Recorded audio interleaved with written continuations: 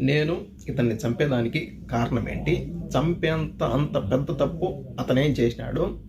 ఒక రచ్చకు కానీ, ఒక గొడవకు కానీ, ఇంకొకరిని ఒక మాట నేను అనేది కానీ, రచ్చలకు నేను దూరంగా ఉంటాను. గొడవలకైనా కానీ, రచ్చలకైనా కానీ, వీటన్నిటికీ దూరంగా ఉండే నేను ఇతన్ని అలా చేసే అంత నిర్ణయం నేను దేనికి తీసుకున్నానో అతనేం చేసినాడు. మాది అన్నమయ్య కడప జిల్లా ఓబులవారిపల్లి మండలము ఐలరాజపల్లి హరిజనవాడ గ్రామం మాది. ఓకే, నా కూతురు పుట్టింటాంచి 11 సంవత్సరాల నుంచి మా అత్తమామే చూసుకుంటా ఉన్నారు. ఓకే, వాళ్ళ ప్రజెంట్ అయితే ఆర్థిక పరిస్థితి బాగలేక మా అత్త కోయేట్కి వస్తా మా కూతుర్ని వాళ్ళ చిన్న కూతురి దగ్గర, అంటే మా మరదల దగ్గర మా కూతురు బాధ్యత మా మరదలకైతే అప్పచెప్పేసి కోయేట్కి అయితే వచ్చింది. ఊళ్ళో కొద్ది రోజులు బాగానే చూసుకున్నారు.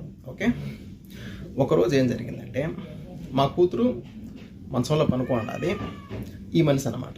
ఈ మనిషి ఏం చేశాడంటే మా కూతురు నిద్రమత్తులో ఉంది కదా అని మా కూతురు బట్టలు తీసేసి బలాత్కారం చేసి నోరు మూసిపెట్టి బలాత్కారం చేసి ఇంకా చేసేదానికి ప్రయత్నించినాడు. ఒకవేళ అరిస్తే నోరు మూసిపెట్టి ఒకవేళ ఎంత పనైనా చేద్దాము చంపేసేదానికైనా కానీ, అంటే ఆ ఆలోచనతోనే బలాత్కారం చేసి చంపేసేదానికైతే ఈ మనిషి అయితే చూసినాడు. ముందుగానే నా కూతురు నిద్ర మత్తులో ఉంది, అందులో మళ్ళీ నోరు మూసిపెట్టేసినాడు, బట్టలు తీసేసినాడు. నోరు మూసిపెట్టే తలకి ఊపిరాడకుండా భయపడిపోయింది అనమాట. ఏం జరుగుతున్నదో ఏమో భయపడిపోయి ఒకపారిగా అరిసేసింది బుజ్జమ్మ అని. మా మరదలను అయితే అరిసేసింది. మా మరదలో వచ్చింది.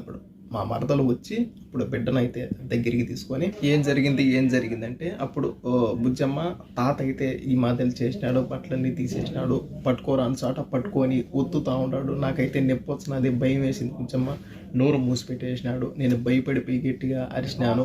తరువాత మా మరదలైనా కానీ, మా మరదలు వాళ్ళ భర్త రమణ అయినా కానీ, వీళ్ళిద్దరూ ఈ మనిషిని దేనికి ఈ మాదిరి చేసినావు పసిబిడ్డనని ఒక్క మాట అడగల. తరువాత నా బిడ్డను వీళ్ళిద్దరూ బెదిరించినారు. తాత ఈ మాదిరి అని చేసినాడు అని నువ్వు ఎక్కడ చెప్పగాకని నా బిడ్డనైతే బెదిరించినారు. నా బిడ్డ భయపడిపోయింది. తర్వాత మా మరదలు మా భార్యకి ఫోన్ చేసి మా ఇంట్లో వసతి లేదు, నీ బిడ్డను చూసుకునేదానికి, నీ బిడ్డ నువ్వు తీసుకోంబు అని ఎమర్జెన్సీగా చేసింది. మా ఇంట్లో గొడవలు గాన వసతి లేదు అనే తలికే సరే అని నా భార్యను ఇంటికి పంపించిన. బిడ్డను తీసుకురాపో, మన స్వాధీనంలో పెట్టుకున్నాం, మనం చూసుకున్నాము అని. ఓకే, పోయింది, తీసుకొని వచ్చింది. ఓకేనా, అని నా బిడ్డను మంచిగా అడిగింది నా భార్య. అసలు ఏం జరిగింది, వాళ్ళు ఏమన్నా కొట్లాడుకున్నారా, ఇన్ని రోజులు బాగానే చూసుకుంటా ఉన్నారు కదా, సడన్గా దేనికి ఈ మాదిరి ఏంది, నేను ఊరికి చెప్పండిలే, భయపడగాకు, అసలు ఏం జరిగింది, వాళ్ళ కాళ్ళకి ఏమన్నా రచ్చలా అని నా భార్య చిన్నగా అడగడం వల్ల నా కూతురు చెప్పేసింది. అమ్మ, నేను నిద్రమత్తులో ఉన్నాను, తాత బట్టలన్నీ తీసేసినాడు, ఇక్కడ పట్టుకొని చెస్ట్ దగ్గర ఊతినాడమ్మా, ఇంకా చెప్పరాని ప్లేస్లో పట్టుకొని గట్టిగా ఊతినాడమ్మా, అరుచానని ఇట్లా మూత పెట్టేసినాడు, చేతితో మూతేసినాడు, నాకు భయం వేసిందమ్మా, ఈ మాదిరి చేసినాను, తర్వాత బుజ్జమ్మకి చెప్పినాను అని అప్పుడు చెప్పింది నా కూతురు. ఇంకా తర్వాత నేను చట్టాన్ని గౌరవిస్తా. ఓకే, మనము డైరెక్ట్గా ఇలా అని వెళ్ళకూడదు, వాళ్ళ పైకి రచ్చకి వెళ్ళకూడదు, మనము చట్టపరంగా వెళ్దాం. ఓకే, ఓబులవారిపల్లి పోలీస్ స్టేషన్లో ఈ మాదిరిలా జరిగిందని కంప్లైంట్ అని నేను చెప్పిన. ఓకే, ఆమెని నా భార్య వెళ్ళింది, కంప్లైంట్ ఇచ్చింది. తర్వాత వాళ్ళని పిలిపించి ఈ మాదిరిలా జరిగిన దానికి వాళ్ళను ఒక్క దెబ్బ కూడా కొట్ల, ఏదో 2 మాటలు తిట్టి ఆమెని అక్కడి నుంచి ఇంకా మీ బిడ్డ జోలికి ఇంకా వాళ్ళు రారు అని పంపించేసినారు.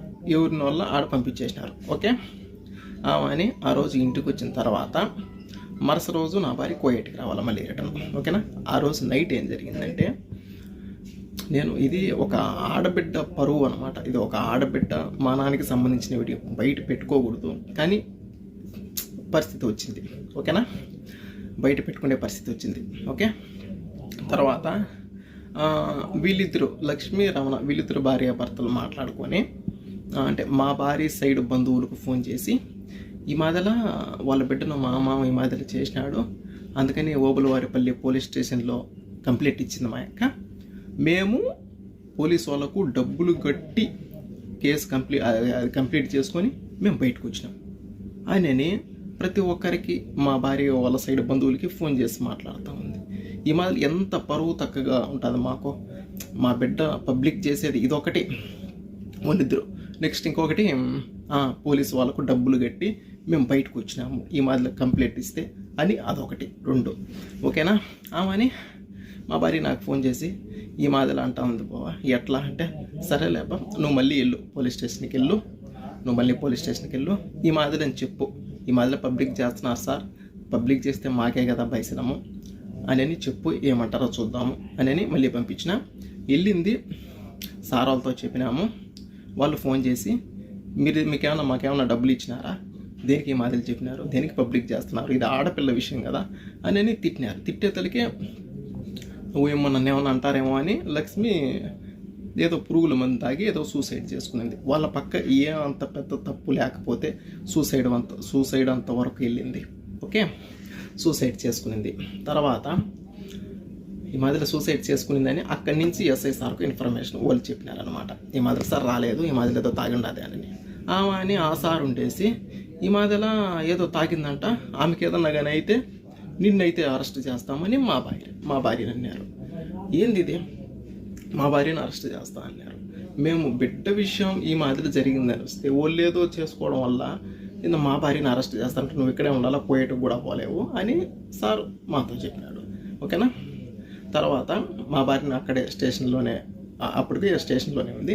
తర్వాత లక్ష్మిని అంటే మా మరదల్ని హాస్పిటల్కి తీసుకెళ్ళి అంతా బాగా అయిన తర్వాత మళ్ళీ తీసుకొని వచ్చినారు. తర్వాత సార్ ఉండేసి అంక బాగుండదు అట్లే, ఇంకా నువ్వు కూడా వెళ్ళిపో ఇండియాకు, ఇంకా ఈ గొడవలు ఏమొద్దు అని మళ్ళీ పంపించేసినారు. అక్కడి నుంచి మా భార్యని పంపించేసినారు.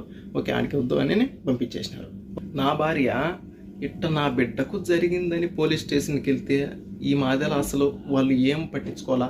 నెక్స్ట్ ఇంకొకటి ఏదో ఆ ఎమ్మి చేసిన దానికి మళ్ళీ నన్నే అరెస్ట్ చేస్తూ ఉండారు అని నా భార్య ఆలోచించి, ఇంకొకటి వీళ్ళిద్దరు భార్యాభర్తలు నా బిడ్డ గురించి మా భార్య సైడ్ బంధువులందరికీ ఈ మాదిరి బయటికి చెప్పి మా మామ ఈ మాదిరి చేసినాడు, కేసు పెట్టింది, మేము డబ్బులు కట్టి బయటకు వచ్చినాము అని ఈ మాదిరి అందరికీ చెప్పి వీళ్ళు చేసింది ఇదొక్కటి.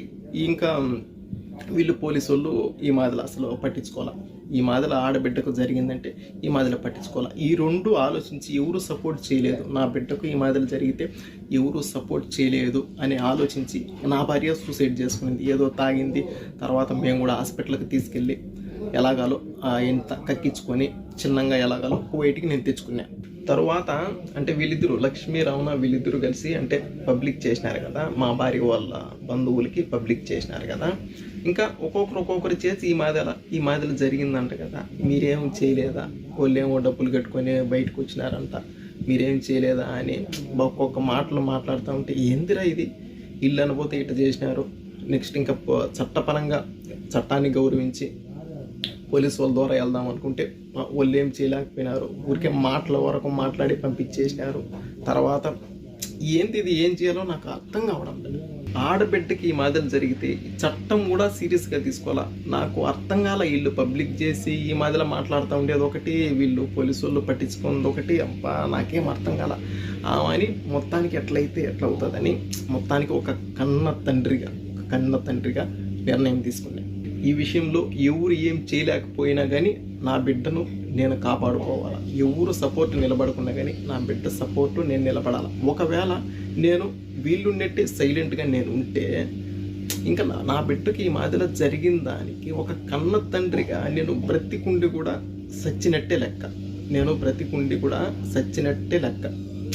నా కూతురు డాడీ ఈ మాదిరి చేసినాడు, డాడీ పట్టుకున్నాడు, డాడీ గట్టిగా పట్టుకో, అక్కడ చెస్ట్ దగ్గర అక్కడ పట్టుకోరాని చోట పట్టుకున్నాడు డాడీ, బట్టలు తీసేసాడు డాడీ, భయపడినా డాడీ, మూసుకున్నాడు డాడీ, నోరు మూసి పెట్టేసినాడు డాడీ, భయపడిపోయినాడు డాడీ, ఊపి రాలేదు డాడీ అని చెప్తా ఉంటే ఒక కన్న తండ్రికి ఏ రకంగా ఉంటుందో ఒక్క రొంత ఆలోచించండి. అందులో వీళ్ళు పోలీసు వాళ్ళు ఏం చేయలేకపోయా, వీళ్ళు పబ్లిక్ చేసి ఈ మాదిరిలా మాట్లాడేది ఒకటి. అబ్బా అప్పుడు నిర్ణయం తీసుకున్నా, నా బిడ్డ జీవితం నాశనం చెయ్యాలి అని అనుకున్నా, అతని జీవితం ఉండకూడదు అని అప్పుడు నిర్ణయం తీసుకున్నా. ఎవరికి తెలియదు నేను ఇండియాకు వస్తా ఉన్నట్టు, ఎవరికి తెలియదు. మా కోయటోతో మాట్లాడుకొని ఒక 4 రోజులు సెలవు కావాలని చెప్పి పాస్పోర్ట్ తీసుకొని 2 టికెట్లు నేనే కొనుక్కొని మా భార్యకి కూడా నేను ఎడార్లేకి జాకూర్కి వెళ్తున్నాను అని చెప్పి నేను వచ్చిన. ఇండియాకు వచ్చిన, కువైట్ నుంచి ఇండియాకు వచ్చి నేను చేసే పని అతన్ని నేను చేసి తర్వాత మళ్ళీ నేను కువైట్కి వచ్చిన. ఒక్కటి ఆలోచించండి, నేను చేసింది ఓకే తప్పే, కానీ దేనికి చేయాల్సి వచ్చింది? ఎవరు దీన్ని పట్టించుకోకపోవడం వల్ల నేను ఈ నిర్ణయము తీసుకోవాల్సి వచ్చింది. నేను ఒక రచ్చకు బాను, ఒక గొడవలకు బాను, ఎవరిని ఒక మాట తప్పుగా నేను అన్ను. అలాంటిది ఇంత నిర్ణయం దేనికి తీసుకున్నాను? అంతవరకు పరిస్థితి వచ్చింది, ఇంతవరకు తీసుకొని వచ్చినారు. ఇతనిని చంపిన విషయంలో నా సైడ్ బంధువులకు కానీ మా భార్య సైడ్ బంధువులకు కానీ ఎవరికి ఏ సంబంధం లేదు. మొత్తం అంతా పూర్తి బాధ్యత నాదే, నేనే చేసిన. ఓకే, ఏం చేశాను? ఒక కన్న తండ్రిగా వీళ్ళు పోలీసు వాళ్ళు ఏం సీరియస్గా తీసుకోకపోయా. వీళ్ళు అనబోతే లక్ష్మి వాళ్ళ భర్త ఈ మాదిరిలా అందరికీ ఫోన్లు చేసి అల్లరిపాలు చేస్తూ ఉండి రెచ్చగొట్టినట్టు మాట్లాడుతూ ఉండి ఒక కన్న తండ్రిగా ఇంకా నేను ఏం చేశాను? ఇంకా నిర్ణయం తీసుకోవాల్సి వచ్చింది. నిర్ణయం తీసుకున్నా, ఇండియాకి వెళ్ళినా, చేసే పని చేసినా, మళ్ళీ కువైట్కి వచ్చిన. ఓకే, ఇండియాలో అంటే అక్కడ ఈ మాదిరిలా మనిషిని చంపినారు అని తెలుసు, కానీ దేనికోసం చంపినారు, ఎవరు చంపినారు, అంత ఇతనేం చేసినాడు అని తెలీదు. ఇతనేం చేసినాడు, అంతవరకు చంపేంతవరకు ఏం చేసినాడు అని ఎవరికి తెలీదు. అందుకని ఇంకా నా జీవితం పోతే పోయింది నాకు తెలుసు, ఎందుకంటే తప్పు చేసిన పోతే పోయింది. అందుకని బిడ్డ పరువు కూడా పబ్లిక్ చేసేసినారు. అందుకని దీనికోసం వీళ్ళు ఈ మాటలు చేసినారు. అందుకని నేను ఇలా చేయాల్సి వచ్చింది. అందుకని నేను ఈ వీడియో పెడతా ఉన్నా. నేను చేసింది తప్పు, నేను ఒప్పుకుంటున్నా. చట్టాన్ని గౌరవించి నేను ఈ విషయం నేను పబ్లిక్ చేసి నేను లొంగిపోయేదానికి నేను వస్తూ ఉంటాను. నేను ఇండియాకు వస్తున్నా, నేను సరెండర్ అవుతా. ఓకే, నేను చేసిన తప్పే, కానీ నా బిడ్డకు ఈ మాదిరి జరిగింది, ఎవరు పట్టించుకోకపోవడం వల్ల నేను ఈ మాదిరి చేయాల్సి వచ్చింది. ఈరోజు నా బిడ్డకు జరిగింది, రేపు ఒకవేళ మీ బిడ్డకు, మీ ఇంట్లో ఆడవాళ్ళకు ఈ మాదిరి జరిగితే పట్టించుకోకుండా ఒకవేళ ఇంకెప్పుడు పట్టించుకుంటారో, తేటిగా ఆడబిడ్డల మాన ప్రాణాలు తేటిగా పోయిన తర్వాత, సమాధిలోకి వాళ్ళు వెళ్ళిన తర్వాత పట్టించుకొని ఏం ఉపయోగం? ఒక నా బిడ్డ గురించే కాదు, ప్రతి ఒక్క ఆడబిడ్డ గురించి నేను ఆలోచించి ఈ మాదిరిలో ఒకవేళ ఎవరైనా ఈ మాదిరి చేస్తే, ఒకవేళ ఎవరు ఏం చేయలేకపోయినా కానీ, ఒకవేళ వీళ్ళ బంధువులు అయినా కానీ, వీళ్ళ తండ్రి అయినా కానీ, అన్న అయినా కానీ, తమ్ముడైనా కానీ, ఒకవేళ ఏదైనా చేస్తాడో తెలిసిన తర్వాత అలా భయపడైనా కానీ ఆడపిల్లల జోలికి రాకుండా ఉంటారు అని ఆలోచించి నా జీవితం పోయినా పర్వాలే, బిడ్డ పరువు ఈ మాదిరిలో పోయినా పర్వాలే, ఇంకొకరు బాగుంటారు కదా, ఇంకొకరికి ఇది విషయం అని చెప్తానే, ఇంకొక బిడ్డకు ఈ మాదిరిలో జరిగింది అని చెప్తానే అప్పుడైనా సీరియస్గా పట్టించుకుంటారు కదా అనే ఆలోచనతో నేను ఈ పని చేసిన. ఈ వీడియో రాజకీయ నాయకులకు, సీఎం సార్ చంద్రబాబు నాయుడు గారికి చేరేంత వరకు షేర్ చేయండి. ఎందుకంటే ఈ మాదిరిలో జరిగిన దానికి ఆడపిల్లల మాన ప్రాణాల గురించి ఖచ్చితంగా వీళ్ళు మాట్లాడాలి. ఇలా జరిగిన దానికి ఖచ్చితంగా వీళ్ళు దీనిపైన రియాక్ట్ అయ్యి ఖచ్చితంగా మాట్లాడాలి. నా సపోర్ట్ మాట్లాడండి అని నేను అనడంలే. ఓకే, ఇలా జరిగినందుకు పట్టించుకోకపోవడం వల్ల ఈ మాదిరి జరిగింది. ఈ విషయం పైన ఖచ్చితంగా కువైట్లో ఉండే యూట్యూబ్ ఛానళ్ళు, ఇండియాలో ఉండే యూట్యూబ్ ఛానళ్ళు, మీడియా ఛానళ్ళు ప్రతి ఒక్కరూ ఈ విషయం పైన తప్పకుండా మాట్లాడండి. నేను ఇండియాకు వస్తున్నాను, నేను తప్పకుండా పోలీసులకు నేను సరెండర్ అవుతాను. మీరు ఇప్పుడు దీన్ని బట్టి, జరిగిన దాన్ని బట్టి మీరు ఏ శిక్ష చేసినా నేను తీసుకునేదానికి నేను రెడీ. నేనైతే ఇండియాకు వచ్చి మీకు నేను సరెండర్ అవుతాను. దీంట్లో మా వాళ్ళకి కానీ, మా భార్య సైడ్ వాళ్ళకి కానీ, నా సైడ్ వాళ్ళకి కానీ ఎవరికి ఏ సంబంధం లేదు. మొత్తం అంతా చేస్తే నేనైతే వచ్చి నేను మీకు సరెండర్ అవుతాను. ఒకసారి నా కూతురు చెప్పిన మాటలేనండి.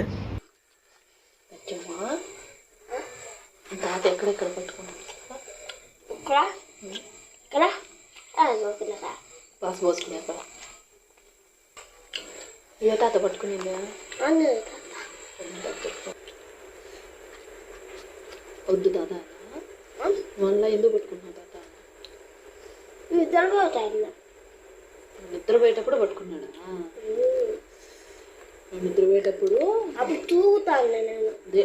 దిగుపోతా తాత ఆంజనేయ తాత దగ్గర పనుకుంటే పోయి ఇక్కడ పట్టుకున్నాడు. ఈ మాదలు చేసిన డాడీ అని నా కూతురు చెప్తే ఏ తండ్రికి అప్పుడు ఉంటాడు. చట్టపరంగా పోవాలని పోలీసు వాళ్ళకి కంప్లైంట్ ఇచ్చే వాళ్ళు వాళ్ళ దగ్గర డబ్బులు తీసుకొని వాళ్ళని వదిలేసి వాళ్ళు ఆ బాధలు చేశారు. పోలీసు వాళ్ళు ఈ బాధలు చేశారు. వీళ్ళు మా మర్దాలు ఇట్లా రమణ, వీళ్ళు ఈ మాదల మీరు కేసు పెట్టినా కానీ మేము డబ్బులు కట్టేసి మేము బయటకు వచ్చినామని పబ్లిక్ చేసేసారు. ఏం చేయాలి? ఏ తండ్రికి అప్పుడు ఉంటాడు? ఇంత జరిగిన తర్వాత నాకు బతకాలని లేదు అసలు. నాకేదన్నా అయిందంటే నా భార్య నాతో పాటు చనిపోతుంది. ఇంతమందికి చావులకు కారణం ఎవరు? నాకైతే బతకాలని లేదు, చనిపోవాలని నాది. మా భార్య నేను ఇద్దరం చనిపోతాను. ఇంతమంది చావులకు కారణం మీరు ఖచ్చితంగా మీరు మాట్లాడండి. ప్రతి ఒక్క రాజకీయ నాయకులు సోషల్ మీడియా దీని గురించి ఖచ్చితంగా వీడియో చేసి ఖచ్చితంగా మాట్లాడండి.